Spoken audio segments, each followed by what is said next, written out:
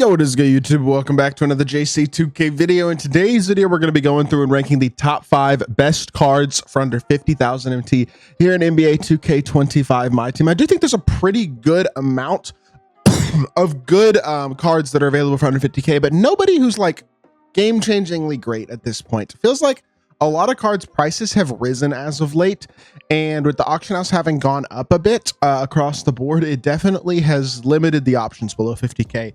But there's still some good ones, and we got a decent list going today. So before we hop into it, if you haven't already, make sure you hit that subscribe button. Help me push towards the 40,000 subscriber mark on the channel. Uploading every single day, multiple videos a day. Would really appreciate it if y'all do subscribe. Without further ado, let's hop right into it and let's break this list down. So we will start with number 5, which is going to be Amethyst, DeAndre, Ayton. Which set did Ayton come out in again? I've now forgotten.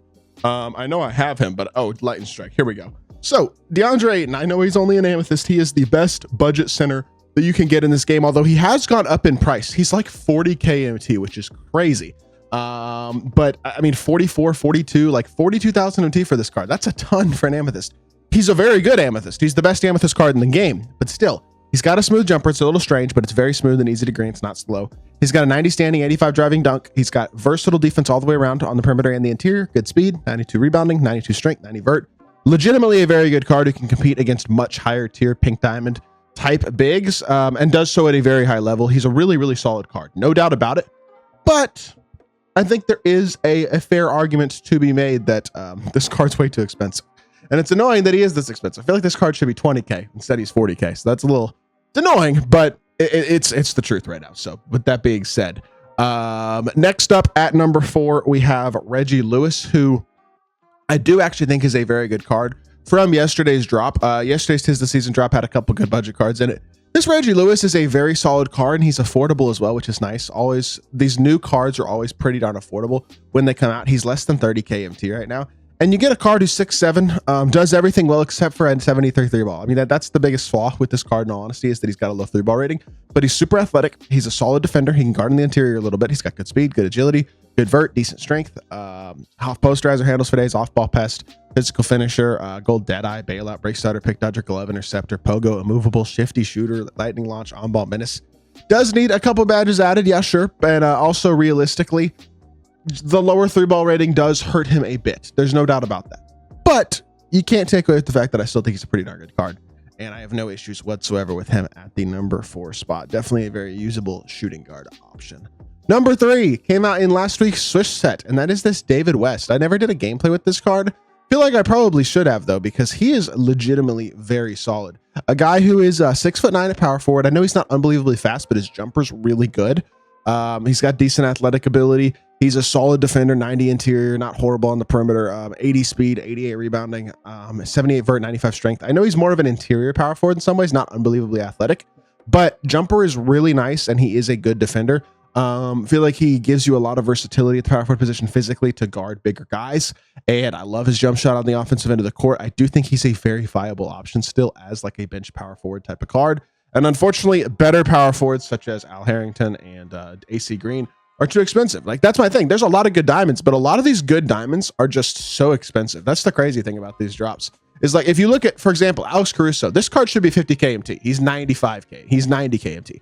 You know what I'm saying? Like, that's my biggest issue with these lists, is that there are so many good cards. AC Green, he's close to 50K. I would buy this card if I need a power forward, but he's not under the 50K MT mark either. There's just a big variety of cards that are just too expensive for this list because the market has gone up so much. But at the same time, I do think that David West is a decent option at the power forward position at number 3.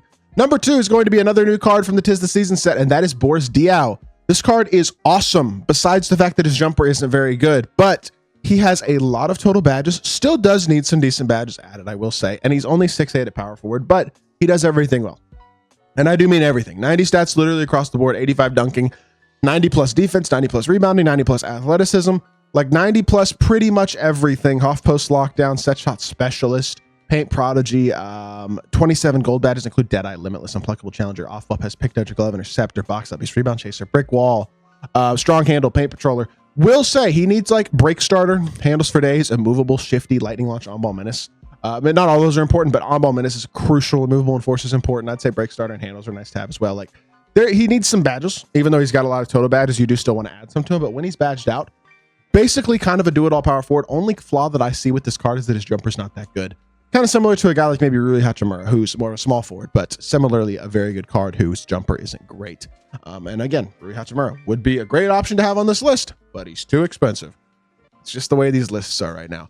And then at the number 1 spot on the list, we do have another new-ish card from, I guess, last week's Tuesday content. And that is Glenn Robinson. By the way, another guy who I'd love to put on this list, but he's too expensive. PJ Brown, another really good card. We'll probably get to a lot of these guys in the best 100K list. But Glenn Robinson, at number 1, he's not like much below 50K anymore. Realistically, this card will probably wind up being over 50K like in a week or two. But he still is right now under the 50,000 MT price point. A 6'7" small forward, 98 offense, 92 defense, 88 driving layup, 90 mid-range, 89 three ball, 90 free throw, 90 driving dunk, 84 free throw, 86 ball handle, 80 steal, 85 perimeter and interior, good, decent rebounder, 85 speed and agility, 86 vert, 85 strength, 95 stamina. He's actually got decent movement. He's got half posterizer, half slippery, set shot specialist, strong handle, which is a good badge. That's like the blow-by badge kind of. At least it gives you good like contact animations driving into a player's body. Gold Deadeye, limitless bailout, break starter, handles for days, off-ball, pest, pick dodger, interceptor, pogo stick, a brick wall, a movable, shifty shooter, ankle assassin, lightning launch, silver challenger, on-ball menace. A lot of total badges, a lot of good badges as well, which is really, really nice. He only needs a few badges like that are important to add. Like I would add post lockdown, probably would add glove and paint patroller as well. But again, you look at these badges, he pretty much has all the key ones, all like the most important badges. He has those, and that's really nice. I think this card's really, really good. I think he's got very few flaws on the court, in all honesty. And so if you need a small forward, Glenn Robinson, awesome option. Again, like I said, this list is not as stacked as I would like it to be. I do wish the cards were more affordable. I think if 2K did a better job with pack odds this year, cards would be more affordable. But unfortunately, that's been one of the biggest issues this year. One of the things that I continue to complain about when I make my rant videos and stuff is that pack odds suck. And unfortunately, that's something that will likely continue, which is why cards are going to continue to be more expensive than they probably should be. For example, even yesterday's Marcus Smart. I picked this card up. He is a beast. He's a 60K, but he's almost 50K, but he's not quite. And unfortunately, he's going to be, I bet you he's 75K or 80K MT in a week or two. Realistically, that's just how these pack drops work. Cards don't maintain a low value for very long because they wind up being pretty rare because they don't get pulled as much as they have in previous years. So it kind of is what it is. It's just something you have to understand is a true statement about the game. But a lot of cards who I'd love to put on this list who are just realistically a little bit outside that 50K MT price point. And so we'll get to them in the best under 100K cards later on this week. Although I will be taking a vacation of sorts. I'm not going to be uploading for a couple days later on this week for Christmas. But with that being said, that's going to do it for the video. I hope y'all did enjoy. If you did, make sure you hit that like button, leave a comment, and subscribe. I'll be back with more 2K content very, very soon, and I appreciate y'all. Peace.